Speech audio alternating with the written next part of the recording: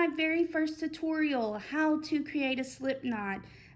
For those of you that do not know me, my name is KT. I am a fiber and crochet artist. In order to get started, the very first thing we're going to do is we're going to get a crochet hook, and we're also going to get some yarn.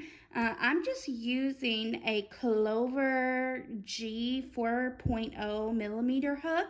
And then I'm also using the Karen Simply Soft. You don't have to use either one of these. Just follow the instructions on the back of your yarn, and it should tell you what weight it is and what kind of hook it is that you should be using. In order to get started on your slip knot, what you want to do is just go ahead and pull out a little bit of the yarn. So I'm going to hold the yarn with my right hand, and then I'm going to take 2 fingers from my left hand, hook it underneath, and wrap it around. So now you'll see I have 2 pieces of yarn in this hand and my finger inside the little loop here. Okay, so once we get here, I'm going to turn my fingers downward on my left hand and then grab that little bitty piece there, never letting go of this left side. Now I'm just going to take this side, you're going to feel it, it's pretty tight, and I'm just going to pull it up. So again, I'll do it one more time. Hold the yarn with the right hand.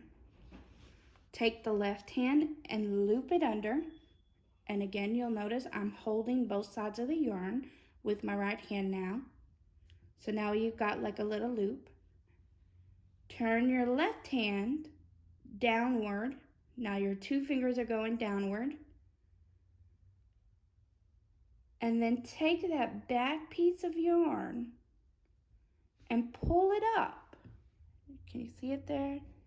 Pull it up. Okay, so you're gonna have something like this, and you'll notice this is loose, but this is a bit tight. Loose. You're gonna take that loose piece and you can pull it tight. Now, I like to pull both of them because it makes it easier for me to hold that loop, but that's basically, you know, how you do it. Hopefully that helps you.